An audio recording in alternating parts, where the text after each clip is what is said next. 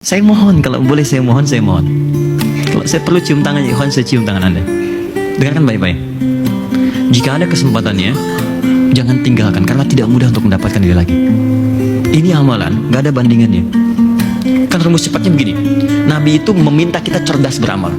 Bahkan kalau modalnya sedikit, kata Nabi, cari yang keuntungannya banyak. Namanya sedekah jariyah. Sedekah jariyah itu modalnya bisa sedikit, tapi keuntungan pahalanya, kita wafat, pahala masih datang. Saya kasih contoh cepat ya. Contoh cepat. Kita punya 50.000, tapi pahala pengen terus ada. Anda berikan makanan pada orang, dia makan, ada energi, dia sholat, dapat pahala. Energinya hilang, pahala selesai. Tapi Anda berikan pada penghafal Quran, beli mushaf, modal 50.000, Anda berikan pada penghafal Quran. Mushaf itu selama ada di tangannya, maka pahala mengalir bagi Anda. Dan dia baca, hafalkan, dan pahalanya sama. Setiap hurufnya Anda dapat pahala yang sama. Kalau sekarang dia bacakan, nilainya lebih tinggi daripada hari biasa. Yang paling dahsyat, penghafal Quran kan nggak pernah dia menghafalkan, membaca cuma sekali. Dia kan ulang-ulang. Satu ayat diulang. Dzalikal kitabu la raiba fi, la raiba fi, dzalikal kitabu la raiba fi, dzalikal kitabu la raiba fi, hudan lil muttaqin, dzalikal kitabu la raiba fi, hudan lil muttaqin, dzalikal kitabu la raiba fi, hudan lil muttaqin. Berapa huruf?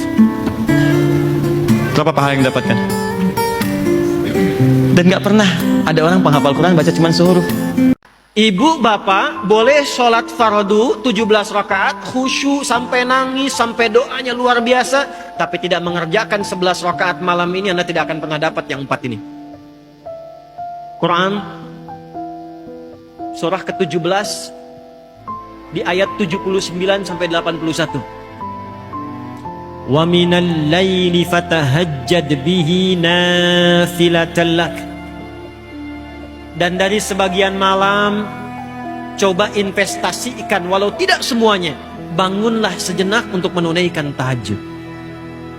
Apa nama salatnya? Izin ya Bu, kenapa disifati dengan tahajud? Karena salat ini tidak mudah dilakukan. Hajadah itu bangun saat orang tidur. Kalau kita serius pengen bangun, tambah tak di depannya. Kalau tidak mudah bangunnya, tambah tasdid di ujungnya. Tahajjud sifatnya tahajud. Artinya, sholat ini tidak semua orang bisa melakukannya. Apa yang didapatkan? Ini di luar Ramadan ya. Jadi kalau malam ini pun kita i'tikaf sholat, 4 ini kalau benar sholatnya insya Allah dapat. 1. Asa ayyab'athaka rabbuka maqaman mahmuda. Allah akan angkat ia, karirnya, posisinya, derajatnya di tempat terbaik. 2. Wa qur rabbi adkhilni mudkhala sidqin. Semua aktivitasnya akan dibimbing oleh Allah. Jadi kalau pebisnis Pak, mau ikut tender, nggak ada itu nyogok. Awas ya, nggak ada korupsi, karena semua aktivitasnya dibimbing Allah. Pengen naik jabatan, kedudukan, tak ada titip-titip.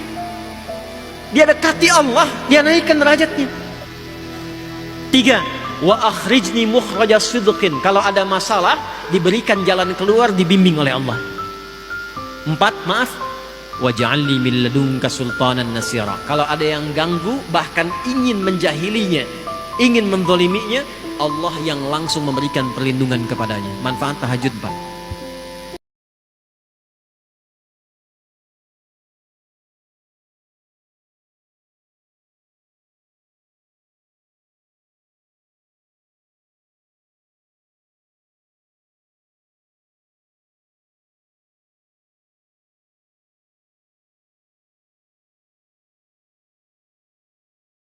THR belum keluar juga nih.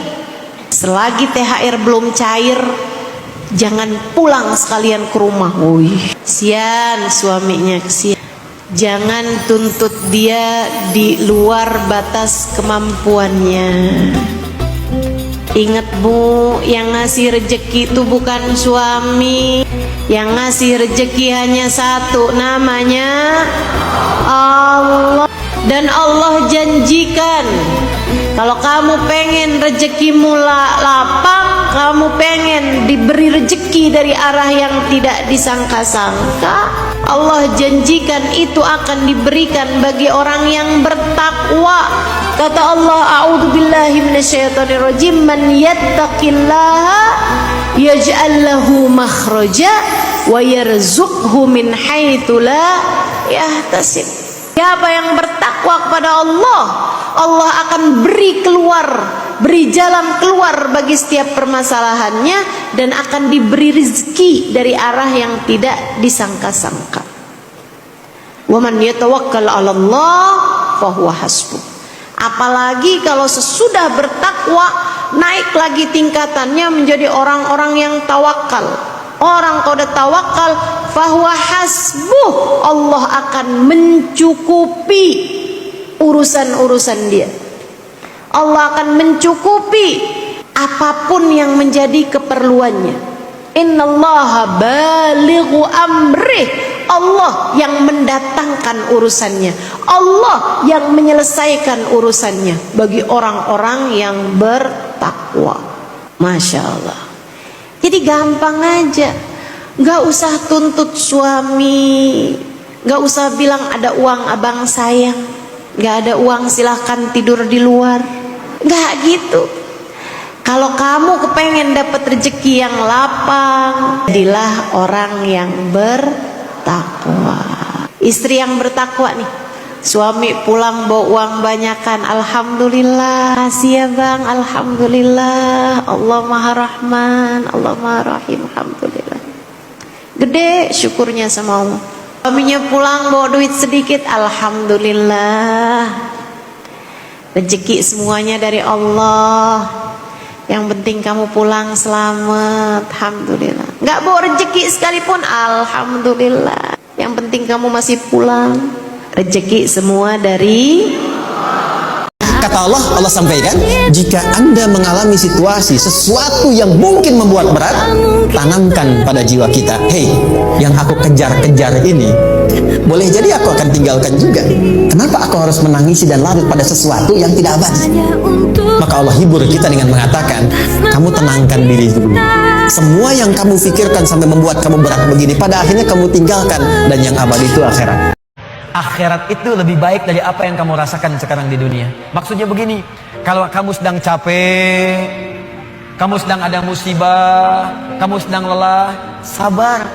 Nanti kalau sudah pulang, semuanya akan hilang. Memang dunia itu tempat capek, karena memang tempat beramal.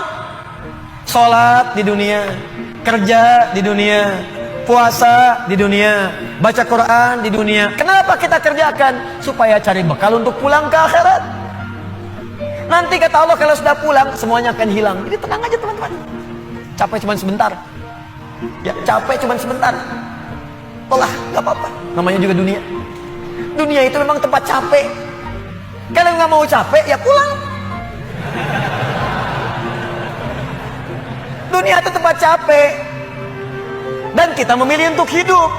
Ibadah yang melatih kita terkoneksi dengan Tuhan, dengan Allah, yang ketika kita selesai ibadah itu masih terhubung dan ingat dengan semua petunjuknya, itu disebut sholat namanya. Dari kata silah. Di sholat itu adalah wasilah untuk mengoneksikan kita dengan Allah yang punya segalanya, yang punya akses Allah, yang punya rezeki Allah, yang punya kelapangan Allah, yang punya solusi Allah. Awas hati-hati, ada orang yang mengisi puasanya dengan banyak tidur. Bis tarawih tidur, bis subuh tidur, ke kantor cari musola tidur, tidur lagi, deh. Nah, ini terjebak hadis palsu. Hadisnya berbunyi, niyamusso ini ibadatun. Tidurnya orang puasa itu ibadah. Itu hadis palsu. Mas, hadis palsu. Hadisnya palsu karena bertentangan dengan esensi puasa. Orang puasa itu banyak beraktivitas, bukan banyak tidur. Kalau orang tidur nggak ada amalan, sedangkan Nabi mengajak orang banyak beramal. Maka cukuplah itu dalil menjadikan apa yang disampaikan dianggap sebagai hadis palsu. Lisannya perempuan itu kalau tidak bisa dijaga, maka lisannya juga lah yang akan mengantarkan perempuan menempati api neraka. Banyak di antara perempuan yang nanti menghuni api neraka gara-gara apa? Tidak mampu menjaga apa? Lisan. Dari apa Ustaz? Ya banyak lah. Menghina orang, dari prasangka buruk, dari ghibah, ngagosip, gosip, mencari kesalahan orang, benci sama orang. Bulan Ramadan